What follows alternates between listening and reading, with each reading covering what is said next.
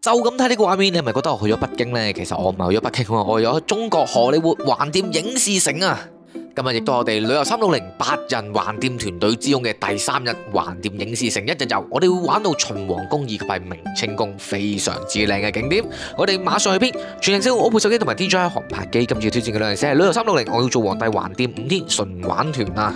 接上回講到我哋嚟到橫店入住類似一間皇國賓館嘅酒店啊，因為琴日翻到嚟酒店嘅時間大概係9點幾鐘啦，然之後剪埋片差唔多成12點幾啊，咁啊都會肚餓噶，咁啊落街揾宵夜啦，哇地下原來真係好多嘢食噶，新茶上市啊，大家見唔見到啊？證明咗橫店呢邊真係好好招呼噶，冇錯啊！大家而家見到嘅畫面係12點幾、1點幾鐘嘅畫面嚟噶，係咪好熱鬧啊？仲係叫做好多間鋪頭啦，好多嘢食啊嘛！一碗超大份嘅牛雜麵幾錢呢？係25蚊，真係勁多料。然之後再加杯可樂啦，咁啊一餐嚟噶啦。好啦，咁我哋講翻間酒店先啦。酒店嘅早餐係7點鐘開始噶，位於酒店嘅1號樓嘅4樓咯。作為一棟雙子樓嚟講嘅話，有位俾你食早餐都算係咁啦，係咪啊？估唔到呢邊有粉麵檔喎，真係出乎咗意料之外啊！除咗粉麵食之外啦，呢邊仲有炒河粉咯。咁呢個炒河粉嘅味道都唔錯嘅嚇，實實在在嘅一個早餐咯。你以為佢係蘋果係嘛？其實佢係一個蒸包嚟嘅，大家都估佢唔到係咪？影埋俾你睇下，叫做咩啊？叫做蘋果包，冇呃你嘅，真係一個包嚟嘅。好啦，咁我哋食完早餐之後呢，今日終可以瞓晏啲噶咯。我哋8點40分出發啦嚇。咁我哋今日會到邊度呢？會到橫店影視城一日遊啊！我哋揀咗佢哋12個景區之中嘅其中2個，包括係秦皇宮同埋明清宮啊。我哋旅遊360不嬲都好重視客戶㗎，所以參加呢個8人橫店團隊呢，我哋每人都會一套古裝服啊，可以叫做借嚟影下相啊。其實唔係借嘅，係送俾你添啊，可以帶翻香港着㗎。好啦，咁我哋第一站要挑戰嘅就係秦皇宮啦，亦都係拍大秦帝國嗰個場景啦嚇。咁我哋班妃子要上朝啦！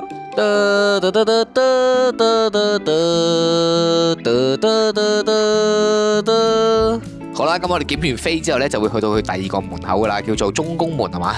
大家見到啊，呢個畫面係非常之熟嘅。基本上呢，你話拍秦王啊，或者係拍呢個春秋戰國啊，基本上呢都會喺橫店秦皇宮呢個景區度影相拍攝咯。好啦，咁我哋呢團嚟講嘅話，女嘅全部都係白色衫，然之後紅色褲啦；男嘅話全部都係黑衫，然之後再加條紅辮咯。有請咁多位皇上同埋太后一齊入宮啊！呢個位置咪通常拍啲宮殿嘅位置咯，然之後一夫當關，萬夫莫開。大家走啊！等我一個嚟殿後啦！但係只不過呢個 NPC 呢，後面多咗個路人，真係好奇怪啊嚇！咁我哋唔要個路人呢，就咁睇呢個畫面咁幾好啊！咁啊佢支笛呢都有聲噶。好啦，然之後我哋係步步高升，繼續向上行，我就會到達第2個平台噶啦嚇。咁啊呢邊竟然有兵馬俑可以睇到喎！呢個係咩朝代？應該係明代係嘛？咁樣嘅盔甲。喺士兵緊隨其後嘅話就係太后啊！咁呢個就係扮演太后嘅角色啦。後面嘅一班宮女呢，都幾靚女係嘛？呢個呢亦都叫做99級台階喎，咁係俾我哋影相專用嘅，咁啊企喺度呢，非常之靚啦，影出嚟個效果係咪？你話除咗我哋車嘅團體照之外啦，亦都有咁多架車組合起嚟嘅團體照喎，因為我哋呢次旅遊360搞呢個橫店影視城呢，係做咗成差唔多200人咁多啊！呢個對我哋公司嚟講嘅話，亦都係一個好好嘅成績啦。咁啊，我哋上年亦都係做咗一團叫做8人九寨溝，咁啊今年嚟講嘅話，第一個8人團隊就係呢個橫店影視城啦。好啦，咁我哋影完相之後呢，就會繼續慢慢向上行噶啦，亦都係叫做秦皇宮啦。呢度其實叫做四海歸一殿啊。你話呢個位置嚟講嘅話，都比較幾震撼嘅感覺嘅，因為始終未見過啊嘛。你話去到北京嘅話，都係睇過明清宮啊，或者係睇過紫禁城啊。但係你話要睇到秦國嘅呢個建築物呢，基本上係全中國，我諗係得呢度有啊。你話西安嚟講嘅話，都唔係咁嘅。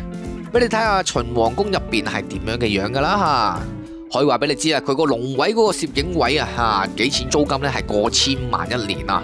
我呢團亦都有客人去影咗相嘅，好似話6張相影咗600蚊咯。你話人一世物一世啊，咁我都好支持佢哋嘅。每個人嘅用錢概念唔同喎，有啲人用成1000幾蚊去買樽香水翻嚟，係嘛？大家嘅概念唔同咁解啫。然之後呢度見唔見到衛生間同埋英雄比劍啊？咁我哋嚟到去下一個景點噶啦，亦都係秦皇宮繼續向前行嘅景點咯。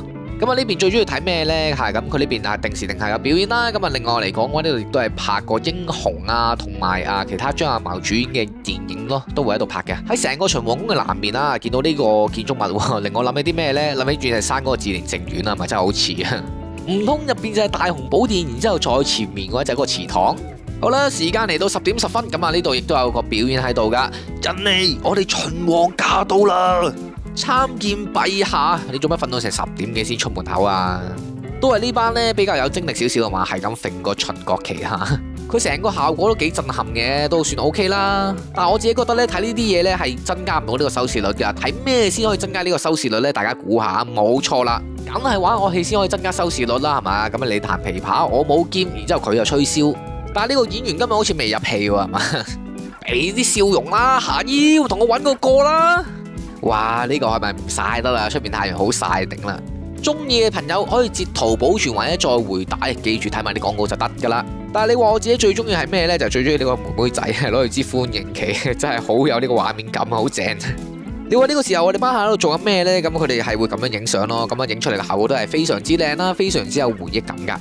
咁我都唔執輸，難得見到周迅女神隻手掌印喎嚇，咁樣叫做一個隔空摸佢隻手啊！哇，佢隻手真係好細好嫩啊！好啦，咁我哋成個秦皇宮遊覽時間大概係2個鐘頭咁上下啦，然之後呢，我哋就去食飯啦。我哋今日食嘅餐廳叫做橫店味道啊，佢亦都係呢邊嘅老字號嚟噶，見唔見到啊？下面真係寫住個老字號3個字噶。你話經歷咗琴日2餐團餐嘅打擊之後，你話呢餐嘅團餐嚟講嘅話，基本上都係無欲無求噶啦，安全就得噶啦。好啦，我哋有少少嘢落肚之後呢，我哋就繼續出發啦。會前往邊度呢？橫店嘅第3個景區，亦都係我哋最後一個景區，叫做明清宮啊。我可以話俾大家知啊，呢個畫面呢，只有橫店做到嘅啫。點解呢？因為北京呢係唔俾放飛機嘅。到底呢個明清宮要點樣玩呢？嚇，未介紹之前呢，先同你講咗7月15號嗰條南北疆先啦，因為更加好玩啊嘛。因為呢個團隊我哋亦都叫做南北疆深度全景遊12天團啦。我哋會由喀什入烏魯木齊走，全程不走回頭路噶。我哋喺喀什會玩到帕米爾高原、卡拉庫里湖、慕士塔格峰、冰川之湖，非常之壯觀嘅一個景點。然之後我哋會去到天山沙漠，我哋會換乘商務車翻越天山沙漠，然之後去到北疆會玩到潘布魯克草原、那拉提草原，然之後再會去到賽里木湖。當然啦，你話成個北疆最出名嘅喀納斯，我哋亦都會玩到噶。臥龍灣、月亮灣、神仙灣同埋禾木村，我哋都係會玩到噶。所以基本上咧，你喺新疆講得出嚟嘅景點咧，基本上我哋呢個團隊亦都會去到啊。所以點解會叫做12天南北疆精華遊，就係咁解咯。旅遊360 7月15號南北疆精華遊12天團，亦都係由小弟去帶隊啊。價錢仲有幾多呢？18660，非常抵玩嘅價錢啦，比上年係平咗添啊。當然啦，你話你支持我，我都好支持你啊。今日你報個長線團，我哋會送個短線團啦，係2日1夜嘅江門美食2天團啦。大家都知道啦，旅遊360嘅短線有自己嘅車隊，有自己嘅導遊，真係非常好噶。入住嘅酒店仲要係上年2024年先新開嘅江門酒店啊，正啦。好啦，講翻我哋呢個橫店5天團先啦吓，咁我哋去到呢個下半場噶咯，去到明清宮啊，冇錯，亦即係話係按照北京嗰個紫禁城去打造嘅一個景區嚟噶。冇記錯嘅話，佢好似係1比1添喎，真係非常之犀利啊！見唔見到太和殿、保和殿、中和殿全部都做晒，然之後後面再做個神武門係嘛？你話咁大個地方要點樣玩呢？梗係租車玩啦。大車嘅話呢，就290蚊一台嘅，大概可以坐6個人咁上下啦。小車嘅話就係86蚊一台，咁啊大概係坐4個人咁上下咯。今日我亦都會改姓啊，叫做柴可夫啊。點解啊？司機啊嘛。原來我同末代皇帝溥儀係一樣噶，喺皇宮入邊揸車啊，真係一個幾新收來嘅福氣啊！唔通我揸開秋名山又要話俾你知咯？佢呢個導遊體驗感咧真係非常之有趣啊！記住啦，呢台車嚟講，我係用到你離開呢個橫店明清宮為止噶。即係咩意思啊？好似我哋呢團咁樣玩到5點半嘅，咁你咪5點半先還車咯，時間大把噶。呢個團隊最有回憶嘅地方喺邊度呢？就係同幾個領隊一齊坐埋同一架車，然之後一齊喺度兜嚟兜去啊嘛，幾好玩啊嘛！好耐冇拍過團。當然啦，你話坐車嗰啲全部都係師兄老前輩嚟噶。好彩我去過北京咋，我估計啊，前面呢條街叫做前門大街啦。而呢個位咁樣睇落去嘅話呢，就應該係後宮慈寧宮嗰邊睇嗰個景嘅。咁我哋嘅客人呢，2點鐘就會去到呢個紫禁大殿嗰度啦，因為呢度呢係有表演可以睇到噶。第一幕呢，就應該講緊李自成去闖關係嘛，咁啊叫做打敗明朝啦，然之後明思宗咁又叫做上吊自殺啦。你話呢啲劇情嚟講嘅話，邊度好睇噶？好睇嘅話，梗係睇呢啲啦，係嘛？如果日日有呢啲生活啊，梗係君王不早朝啦，仲同你翻工咩？傻嘅？點解咁多位覺得係今日嘅波斯貓好睇啲啊，定係琴日嗰個俄羅斯長腿好睇啲啊？所以話我哋呢個團隊嚟到橫店呢，真係睇到好多嘢噶，大家話係咪？你睇下個老皇帝睇到眼都唔眨下。好啦，咁我哋睇完第一個表演之後呢，我哋就會去到呢個叫做八騎馬戰呢個地方睇第2個表演啦。呢個表演好似係3點鐘開始啊。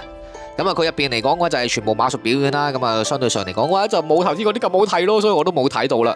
OK 啦，咁我哋再行入去嘅話，就會係見到我哋嘅北京故宮嘅最出名嘅保和殿、太和殿、中和殿啊，亦都係成個北京紫禁城最具代表嘅3座建築物嚟噶。咁我哋先去太和殿嗰度睇下。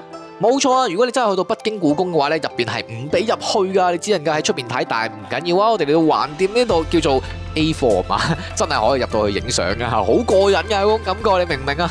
呢度最正嘅地方係咩呢？咁啊，北京嗰度呢就唔俾開車啊嘛，咁呢度呢你可以坐住架車咁樣去遊覽呢個紫禁城，真係好正啊個感覺。然之後應該係佢嘅東面啦，咁啊呢邊嚟講話有個叫做恭親王啦，同埋做呢個胡同大街噶，都幾靚喎，佢入邊拍出嚟嘅感覺。你問我自己嚟講嘅話，我細細個都係一個茄喱啡嚟嘅嚇，咁啊將軍澳亦都睇過啦，咁啊依家橫店都睇過啦嚇，咁我感覺咧橫店係大啲嘅，但係你話真係要叫做好精一下咁樣去表達呢個地方嘅話，我自己覺得真係將軍澳會好睇啲咯。但係佢呢邊咧嗰啲樹木啊、花花草草啊都係真嘅，大家見到啦，呢邊真係開晒花，係非常之靚噶。呢棟嘢叫做榮慶班係嘛，上面有我個花灰同我打下招呼咧嚇，今晚都整翻個先。我亦都係非常中意呢個畫面啦，因為佢民國特色嘅嘢又有，或者係清朝建築都有啊嘛。咁啊特別要推薦呢個熱氣球俾大家，佢就係位於呢個午門後面啦。咁大家見到啦，坐呢個熱氣球咧係需要俾錢嘅，咁啊單人收費係82蚊一位啊。為咗大家睇到一個高空拍攝嘅畫面啦，我決定親身冒險坐上呢個82蚊嘅熱氣球上面同大家玩下啦。哇！原來平時放航拍機嘅話，其實真係好穩陣噶嘛。你坐到熱氣球咧，先知道原來真係好危險，兩腳吊吊揈。你問我自己最驚係咩呢？就係驚部電話跌咗落去啊嘛。因為我呢部電話咧係冇做任何嘅安全設備噶。好啦，經歷咗呢個5分鐘全網生死考驗之後咧，成隻手都出晒汗噶啦。咁啊呢度俾個時間表大家睇啊。咁啊大家留意翻個時間表啦，幾點做咩嘢或者喺邊度舉行呢，全部寫晒喺度噶啦。咁我哋玩完橫店之後呢，我哋就會出門口食飯噶咯噃。今餐呢亦都有我哋旅遊360主打嘅宮廷宴啊，仲要叫做8日宮廷宴咁誇張添喎。咁我哋食飯嘅餐廳呢，叫做國貿大廈酒店嚟嘅應該嚇。咁我哋喺呢間酒店嘅3樓嗰度食飯啦，見唔見到啊？環國宮廷宴啊，即係點啊？即係啲太監啊、宮女啊、皇帝啊咁樣咯。然之後係咁以打鑼打鼓，然之後皇帝駕到啊，皇帝再見，然之後我哋就可以食飯噶啦。中間亦都見到我哋中國文化嘅精髓啦，變面嚇。老規矩俾大家睇睇我哋呢個8人宮廷宴嘅菜單先啦，非常之多餸咯，係咪？第一道餸上嚟嘅係我自己最中意食嘅東坡肉啊！大家見唔見到啊？連啲碟咧都係模仿呢個宮廷御膳啊！再上嘅話就係白灼蝦，真係非常之靚啊隻顏色。然之後係大人細路仔都啱食嘅咕嚕肉啦，咁啊另外再加幾粒青瓜同埋哈密瓜。原來皇帝係食雙喜包嘅喎嚇，大家見到啦。乜嘢都好啦，都要好事成雙啊嘛。咁魚嚟講嘅話都係要煎2條啦。今餐仲要有扇貝添啊！呢一個真係好耐冇見過啦。雖然未到端午節啦，但係我哋都送隻粽俾大家食下啦。醫飽個肚，然之後我哋就翻酒店休息啦。咁啊，聽日去邊度呢？聽日我哋就會沿路翻返去福州啊。咁樣即係點啊？即係今晚要早啲瞓咯，就係咁簡單啦。你問我哋旅遊360做乜啲咁好玩嘅團隊，梗係有啦。例如呢隻5月24號出發嘅西藏12天團隊，我哋會乘坐大象號由西寧出發，去到西藏嘅林芝啊。你問去西藏會唔會驚高原反應啊？咁我哋呢個團隊亦都係會配備咗呢個隨團醫生啦。咁有咩問題嘅話，揾翻醫生去處理啦。務求令到大家玩得安心啦。呢個團隊我哋會去到林芝啦，亦即係叫做海拔2000幾米嘅地方開始玩起啊，會玩到最出名嘅阿魯藏布江，亦都會玩到西藏最出名嘅日出地方，叫做南迦巴雅峰。當然啦，你話去到拉薩之後呢，嗰啲布達拉宮啊，或者係八角街啊，嗰啲一定唔少得啦。除此之外，我哋旅遊360呢個團隊呢好正噶，我哋會去埋山南啊，亦都係叫做藏族嘅發源地，我哋會睇表演噶。記住啦，我哋呢個團隊重點呢係會乘坐大象號噶。咁平時你搭青藏鐵路嚟講嘅話，中間係冇得玩噶嘛。咁我哋呢個團隊係會一路停一路玩，一路停一路玩，咁樣玩過去拉薩嗰度噶。記住啦，要報名嘅話就要趁早啦。好似我哋復活節嗰團啦，4月14號嗰團一早就收滿咗啦。你想報？唔好意思啊，要報我哋呢一團5月24號出發嘅。依家仲有一個早報名優惠俾你啊，即係做緊幾錢啊？12999，非常之優惠嘅價錢啊！如果你5月冇假期嘅話呢，咁可以考慮下我哋呢就係6月去東北睇呢個極光節嘅13天團隊啊。雖然我份廣告係叫做6月17號啊，但係17號嗰團呢已經滿咗噶啦，依家加到6月19號，得翻少量位置噶。點解我哋呢個團隊會咁受歡迎呢？因為玩到嘅嘢咧都係非常之豐富噶。例如我哋會去到內蒙古，我哋會由海拉爾出發，然之後會玩到去呼倫貝爾，去到根河，然之後會去到黑龍江省嘅北極村啊。當然啦，嗰度亦都係我哋成個團隊嘅主打極光節啊。我哋玩完漠河之後呢，我哋就會過去俄羅斯嗰邊噶啦。你冇聽錯啊！呢個團隊除咗要用回鄉證之外呢，仲要用到護照噶。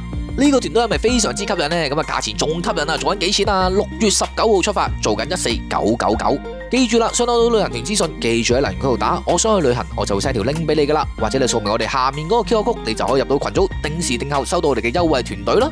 我係你嘅香港出國導遊小豆子，關注我，帶走片大江南北。